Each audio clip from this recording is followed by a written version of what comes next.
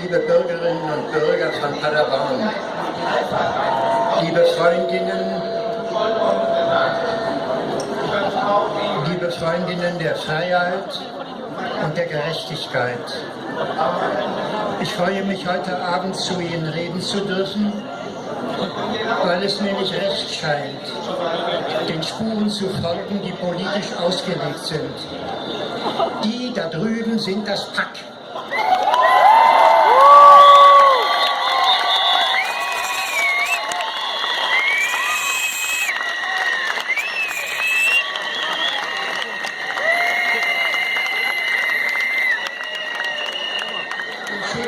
Genau so wollte ich nicht reden.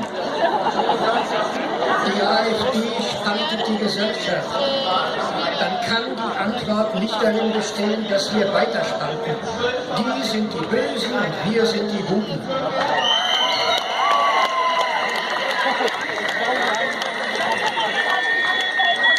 Ich bin jeden Tag in der Psychotherapie gewöhnt, Ansichten zu hören, die nicht die meinen sind, die mich manchmal verletzen, die mir gefährlich vorkommen, die mir simpel falsch erscheinen. Umso nötiger ist es, sich zu fragen, was möchte der andere? Was geht in ihm vor sich? Was ist sein Anliegen? Versteht man das? Kann man Brücken schlagen, zumindest über den kleinen Fuß der Pader. Und es ist dann möglich, zu zeigen, wie man zu den gemeinsamen Zielen auf gemeinsamen Wege gelangt.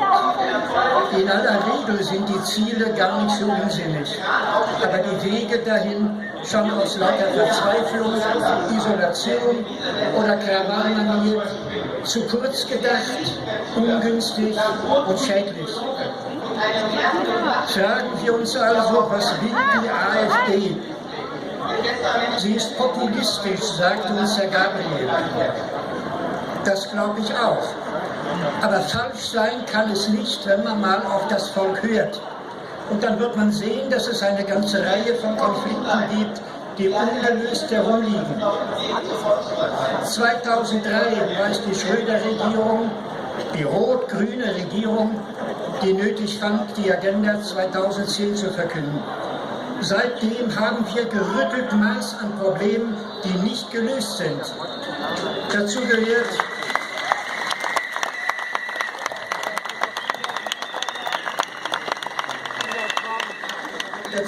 die Altersarmut. Das betrifft Millionen Menschen. Dazu zählt, dass wir in der Bundesrepublik den größten Minilohnsektor in ganz Europa haben. Ein riesiges Prekariat von Leuten, die sich kaputt arbeiten und ganz sicher nicht die geringste Aussicht auf ein ruhiges Leben im Alter haben. Weder die Pflege noch die Krankenkassen sind so stabil, dass man den Kindern, die jetzt sich langsam in der Mitte des Lebens auf die Zukunftsplanung zubewegen, etwas Sicheres und Vertrauensvolles an die Hand geben könnte. Es wäre möglich, dass man für die Frauen zum Beispiel, die mit ihren Kindern zu Hause geblieben sind, allein die Zeit, die sie für ihre Kinder aufgebracht haben, in die Rente hineinrechnen würde, statt sie völlig ins Abseits zu schieben.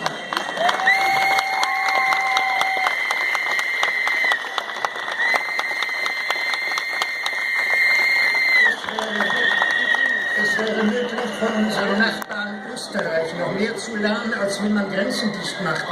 In Österreich haben wir eine Rente von mindestens 1.500 €. Danach können sich bei uns die gut bezahlten nur mal sehen, geschweige, dass sie es denn im Alter zu erwarten hätten. All diese Ängste, all diese Unsicherheiten machen Menschen hoffnungslos, rebellisch, wütend, sie fühlen sich im Stich gelassen und deren Sprachrohr hören wieder drüben. Sie wälzen die Not, die wirklich existiert, die reale Spaltung in unserer Gesellschaft, auf die Fremden ab, die damit überhaupt nichts zu tun haben.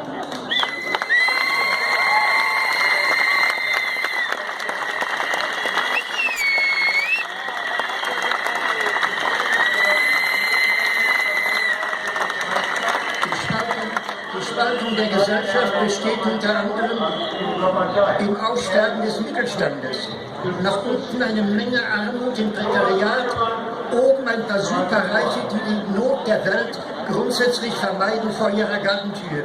Wie so etwas wirkt, kann man heute schon sehen in den Vereinigten Staaten von Amerika. Man hat Millionen, die den Irrsinn wählen in Gestalt von Trump, wenn er es nur wütend ist, wenn er es nur draufhaut. Es kann so idiotisch sein, wie es ist. Es gibt ein reales Gefühl wieder, die da droben tun freiwillig für uns gar nichts. Und dann braucht man irgendeinen Sündenbock, der dann noch ärmer ist, noch mehr am Rande steht. Auf den kann man dann losmarschieren und so tun, wie dächte man national und verantwortlich.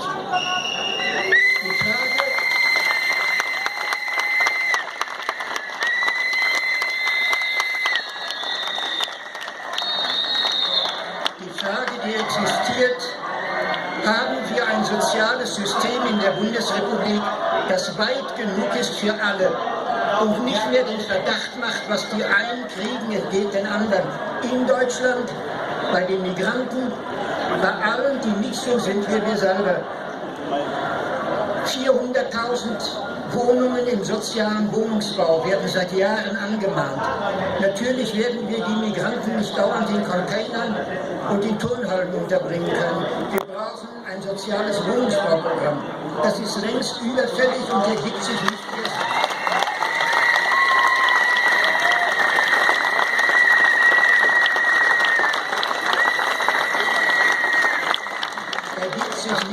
Durch das Migrantenproblem. Mit einem Wort, Helmut Geisler hatte völlig recht, als er 2003 der SPD bescheinigte, sie hat ihre Seele verloren, als sie die Hartz-IV-Gesetze formulierte.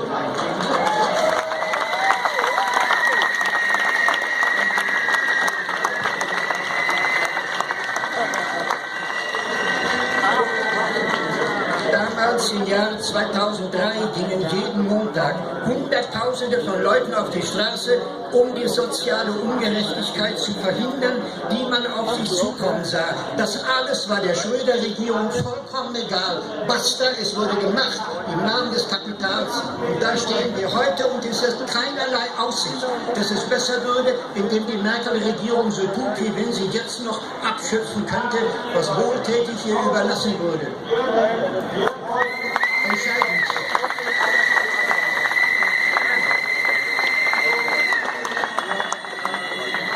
Entscheidend bleibt, hätten wir ein soziales System, wie es nötig wäre, würde die AfD nicht die geringste Chance haben.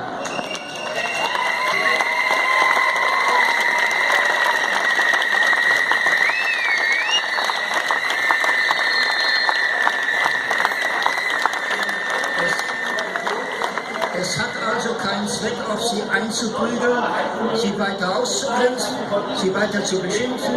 Es hat lediglich Sinn, von den uns Regierenden zu erwarten, dass die zum Teil berechtigten Anliegen endlich verstanden würden. Damit würden wir eine solche Art von Protest von selber erübrigen. Nicht durch Ausgrenzung derer, die hier leben wollen, sondern die Integration der Gemeinsamkeit von allen, die hier bleiben und die hier bleiben möchten. Das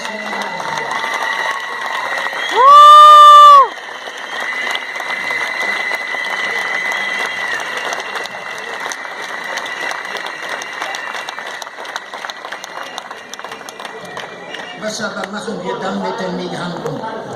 Sie sind ein riesiges Problem und wirklich nicht erst seit vorgestern. Wir müssen uns nur einmal anschauen, wie die sogenannten C-Parteien, CDU, CSU, dann aber auch damals noch die FDP, inzwischen auch die Grünen, einmütig zusammenstanden damit, dass wir uns abschotten müssen in Europa seit dem Schengen-Abkommen.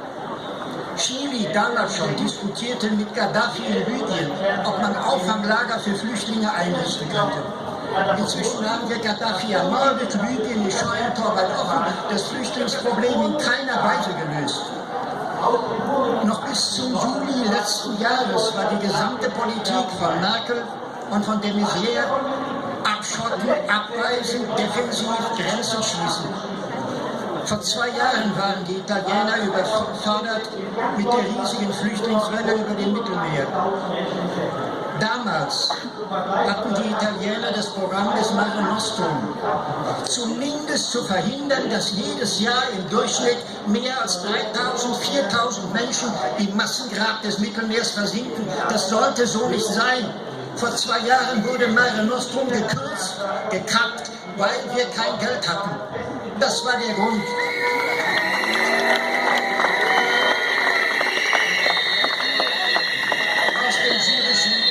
Aus dem syrischen Bürgerkrieg haben wir in Jordanien Flüchtlingsprobleme von mehr als 1 Milliarde Menschen, die da wohnen, die irgendwo hinwollen. Im Libanon, im Süden der Türkei. Das alles sehen wir seit Jahren. Es war uns vollkommen egal in der bisherigen Regierungsform. Inzwischen hatten wir Frontier Exterieur, eine quasi militärische Vereinigung zum Abfangen der Schlauchboote. Nicht mal das genügt heute, wir brauchen die NATO, damit sie die Schleuser jagt. Krasser kann man nicht sagen, dass die Menschen, die nicht mehr wissen, wohin, von uns wie Feinde zu behandeln sind. Auffangen, abschieben, wegdrücken. Und dann der schmutzige Deal mit der Türkei. Gegen all das kann man und muss man wohl eine ganze Menge haben. Es ist keine durchdachte Politik, es ist keine menschliche Politik, es ist ein Zickzack-Wirrwarr ohne Konzept.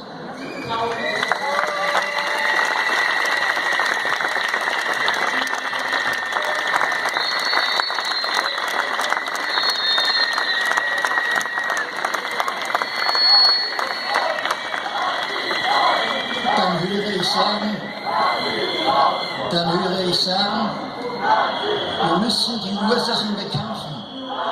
Weiß Gott, das müssen wir. Die Ursachen sind zum großen Teil wir selber. Hunderttausende, Millionen Flüchtlinge haben wir inzwischen, die sich auf den Weg machen aus einer Heimat, die gerade von westlichen Bombern heimgesucht und in Ruinen und Schubhalden verwandelt wurde. Der Krieg in Syrien, angezettelt von der CIA. Der Krieg in Libyen, von Sarkozy in Frankreich überfallmäßig hineingetragen. Der Krieg in Afghanistan 2001 von Amerika herbeigeführt, ohne völkerrechtliche Berechtigung. Mitgetragen wieder mal von Schröder in unbedingter Solidarität mit den Vereinigten Staaten von Amerika. 2003 der Irak wird bombardiert, zum 2. Mal. Nach mehr als 500.000 Toten alleine durch das Embargo der Amerikaner zwischen 2001 und dem Zieldatum des 3. Golfkriegs, den sie vom Zaun gebrochen haben. 7 islamische Länder wurden von den USA seit 2001 bombardiert und umgewälzt. Seitdem haben wir ein Problem von Terrorismus, von IS, von allem, was uns unliebsam ist. Und davor eine Riesenmenge von Menschen, die nicht mehr weiß, wohin. Mindestens sollten die Vereinigten Staaten von Amerika nach ihren Untaten im Nahen Osten, nur um ans Erdöl ranzukommen, endlich wirkliche Verantwortung zeigen angesichts der Folgen ihres Handelns.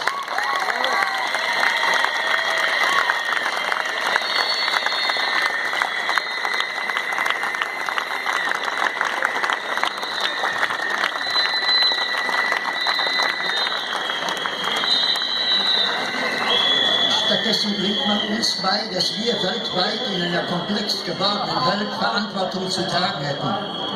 Sie besteht bei der Messier gerade darin, dass wir Länder wie das Kosovo, Afghanistan, Algerien, Marokko, Ägypten und so weiter für sichere Herkunftsländer erklären.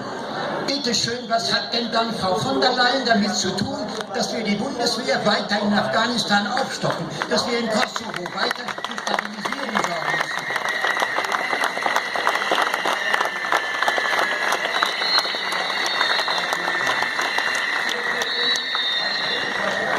Eine Ursachenbekämpfung ist sonnenklar.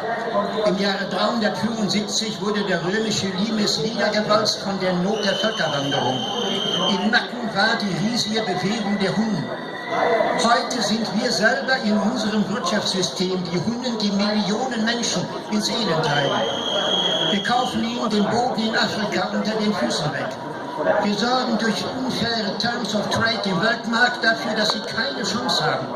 Wir treiben sie in den Wirtschaftsruin über Schulden, Kredite, die nicht bezahlbar sind. Und dann schicken wir die amerikanischen Institutionen, Weltbank und IWF dahin, damit sie noch mehr an Lasten den Menschen aufbürden. Keine Sozialleistungen, keine Subvention, Privatisierung. Was das bedeutet, kann man gerade in Griechenland beobachten. Ausverkauf in allem, was dem griechischen Staat gehört hat. Der Hafen von Piräus gerade vor ein paar Wochen für 500 Millionen ab an die Chinesen. So will man allen Ernstes 50 Milliarden Euro aus Griechenland herauspressen. Fraport in Frankfurt hat sich gerade den Flughafen in Athen gekauft. So geht man in Europa bereits mit Leuten um, die zum eigenen Wirtschaftsraum und eigenen Kulturraum gehören. Was glauben Sie, richtet der IWF in Afrika an, in Südostasien, in Südamerika? Das sind die Hunden unserer Tage und die Gründe, die wir bekämpfen müssen, um dem Flüchtlingsproblem gerecht zu werden.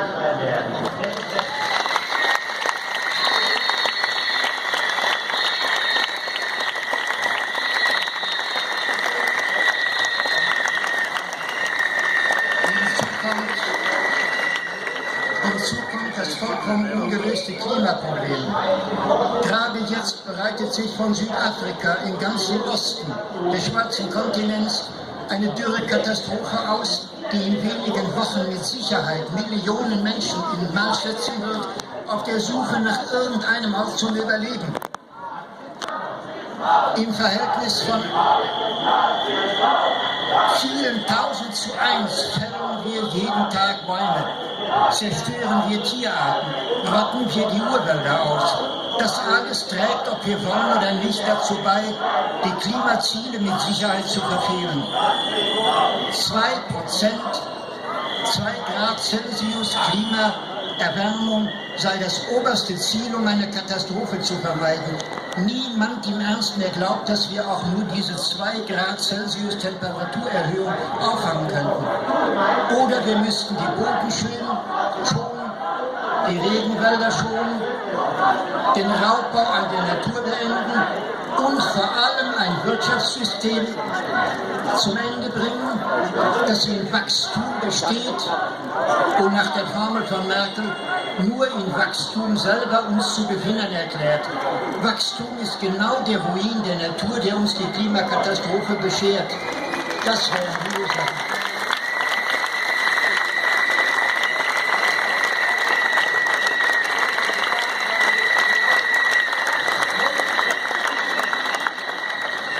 Dass wir die wirtschaftlichen, klimatografischen, ökonomischen, finanziellen Probleme, die wir selber der Welt bescheren, um am Ende siegreich, erfolgreich und als die tüchtigsten dazustehen, mit keinem Finger anrühren, in Anbetracht der Menschen, die darunter bis an den Rand gedrängt sind, ist ein Widerspruch, den wir hier artikulieren müssen.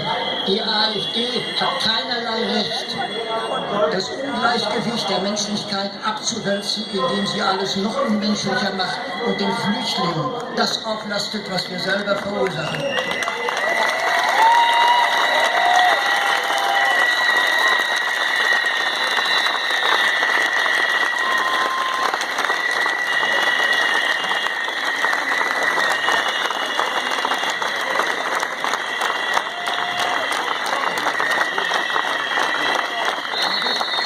Sagen wir es ein bisschen paradox, die Symptome der Not, auf welche diese Art von Rechtsaußenprotest hinweist, existieren alle. Die Therapie, die sie vorschlägt, aber verschlimmert die Krankheit und eben deshalb müssen wir von den Regierenden eine umfassendere, integrale und vernünftige Lösung erwarten. Deswegen ist der Protest, den wir hier einlegen, nicht eigentlich konfrontativ, sondern, wenn Sie so wollen, von oben nach unten zur Änderung der gesamten geostrategischen Politik zu verstehen. Wir haben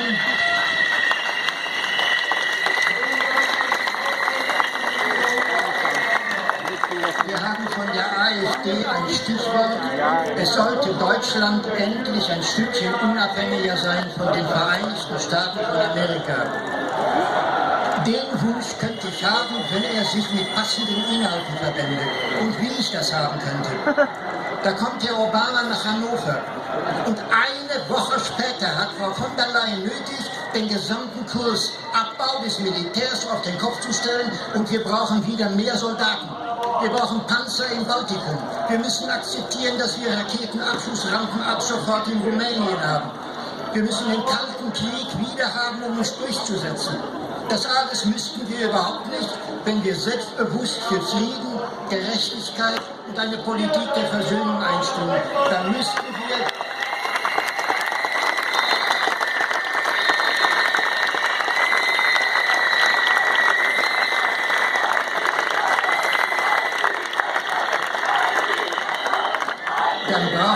eine Politik, die gerade den Amerikanern, also unseren transatlantischen Freunden, sagt, wir haben eine eigene Vorstellung von Frieden und Gerechtigkeit in der Welt und wir sind mehr als die kolonialen Erfüllungshelfer eurer imperialen geostrategischen Ansprüche. Wir machen nicht mehr einfach das Wunscherfüllungskonzert wahr. Je mehr Terroristen wir töten, desto besser wird die Welt. Je mehr amerikanische Waffen wir bezahlen, umso friedfertiger wird die Welt. Sie wird es überhaupt nicht. Wir bekommen nicht einmal die Amerikaner aus Rammstein heraus, wo sie ihre Drohnenmorde Tag für Tag verüben. Mehr als 3500 alleine auf dem Gewissen des Friedensnobelpreisträgers Barack Obama. Das alles müssten wir Deutsche überhaupt nicht mitmachen, sondern wir könnten seit 1989 eine Politik der Abrüstung konsequent verfolgen. Immer wieder höre ich, wir haben nicht Geld genug. Nicht für die Altenversorgung, nicht für die Krankenkassen, nicht für die Kitas. Wir könnten jedes Jahr 35 Milliarden Euro sparen, wenn wir nicht dauernd die Bundeswehr finanzieren würden für unsinnige Aufträge. Wir hätten seit über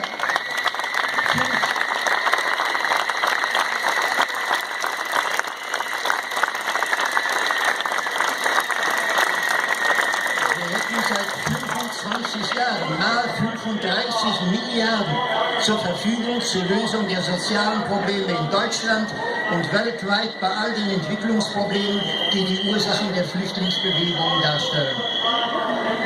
Ich höre im Übrigen, dass wir verpflichtet seien, in Europa die eigene Kultur, das Christentum, die Freiheit zu schützen gegen den Islam.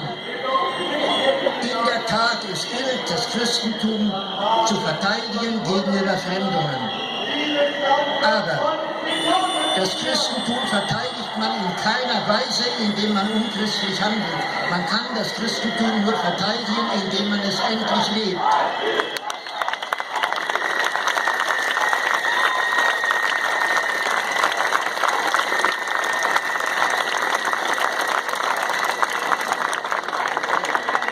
Es wird hin und her diskutiert, ob der Islam zu Europa gehört oder nicht.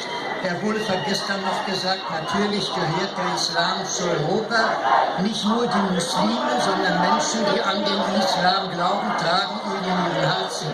Gehören Muslime nach Europa, gehört auch der Islam nach Europa. Man kann es diesen Kulturvertretern mit Halt die Fresse-Propaganda auch noch anders sagen. Ihr da könntet nicht einmal bis 10 Zeilen ohne die Araber, die es uns beigebracht haben.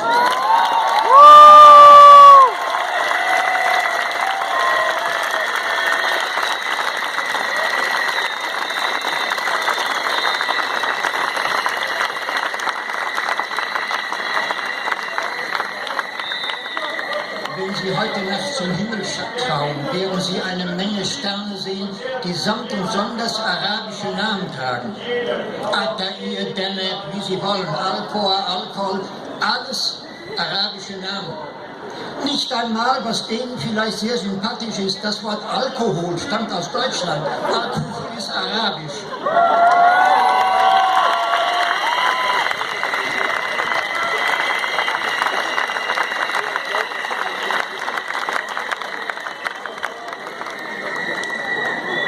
Dann bleibt es dabei.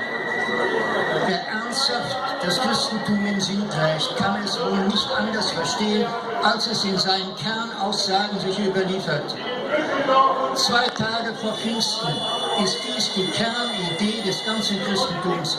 Menschen, egal welcher Herkunft, egal welcher Sprache, egal welcher kulturellen Tradition, könnten sich verständigen in einer gemeinsamen Sprache der Menschlichkeit. Unter einem Himmel, der niemanden ausgrenzt, sondern so offen ist wie für die Wolken und die Vögel. Das und nichts anderes ist Christentum.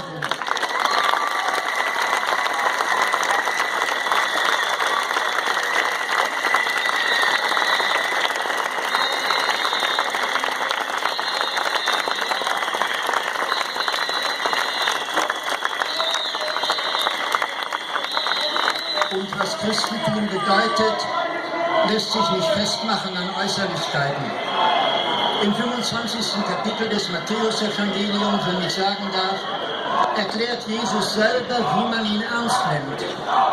Wenn er kommt, wird der Maßstab für unser gesamtes Leben in der Frage bestehen, wie wir umgegangen sind mit Fremden.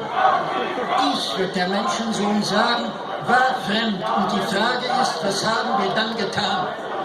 Seitdem ich in der Frage denke, seit den Abkommen zum Schengen-Raum, gibt es in unserer Politik ein einziges Wort, ein undeutsches Wort, ein unmenschliches, Abschieben.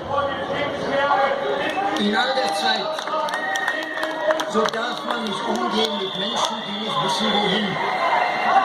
Im Sinn des Neuen Testamentes hat man Gott abgewiesen in jedem Fremden, dem man die Türen schließt. Und man hat kein Recht, ihn mit dem Besen hinauszukehren, wie wenn man faulendes Herbstlaub vor die Tür schiebt. Der Deal mit der Türkei ist ein weiteres Zeichen der Unaufrichtigkeit unserer Politik. Visafreiheit für Kurden, für Türken. Kein Problem in der Religion haben wir die ganze Zeit über angefasst. Das Selbstbestimmungsrecht der Kurden in ihrem eigenen Territorium. Erdogan will es nicht, Atatürk wollte es nicht. Aber dass keiner unserer Politiker in Europa einem Volk von etwa 17 Millionen Menschen das Recht gibt auf Selbstbestimmung, wird in keinem dieser ekligen Deals auch nur von ferne angesprochen. Erdogan bombardiert sein eigenes Volk in Gestalt der Kurden. Es ist ihm scheinbar kein Problem, wenn er uns nur die Flüchtlinge vom Hause hält. Das ist nicht christlich, das ist unmenschlich.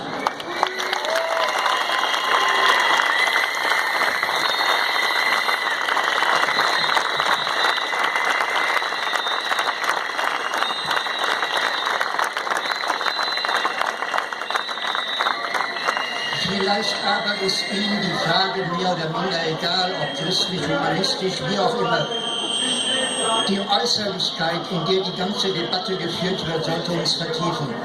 In Wahrheit ist der Islam seit dem 7. Jahrhundert ein Reformangebot an das dogmatisierte Christentum, Religion mystisch zu nehmen, statt verdinglicht. Und dann ist es geradewegs albern, darüber zu debattieren, ob eine Frau verschleiert gehen darf oder nicht und wie Tragen der Tücher, tatsächlich der Textilien, sich verwandeln könnten in Glaubensfragen. Das hat Johannes Rau, als er Bundespräsident war, damals schon gesagt, das ist jetzt über 20 Jahre her, man kann doch aus Textilien keine Religion machen. Er bat dafür, Vernunft zu zeigen.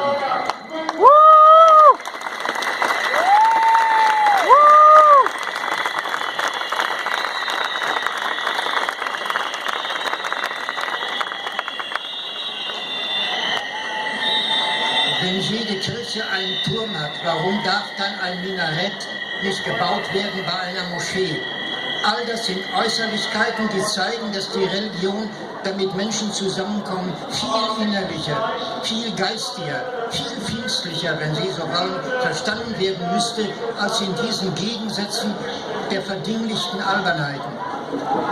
Beten können Sie überall, Gott fühlen können Sie überall. Aber gegenwärtig ist er nur in Zonen einander sich begegnender Menschlichkeit. Vielleicht ist dies ein Bild jenseits der Religionen, aber sprechend genug. Irgendwo geht es uns auch über Europa. Es gibt eine alte Legende im antiken Griechenland. Der Gott Zeus war von den Menschen wie vertrieben. Er wusste nicht mehr, ob jemand ihn überhaupt noch verstünde oder bereit wäre aufzunehmen. Also ging er zu den Menschen durch die Dörfer auf der Suche, wer ihn unerkannt und unentdeckt aufnähme. Niemand tat das, weil es war ja nur ein Fremder. Es ist aber der alte, antike griechische Glaube, dass über Menschlichkeit ein einziges Gesetz entscheidet, das da lautet Gastfreundschaft dem Fremden gegenüber. Jeder von uns an irgendeinem Ort der Welt ist ein Fremder. Jeder lebt von der Güte des Verstehens in Hilflosigkeit. Nichts weiter ist menschlich.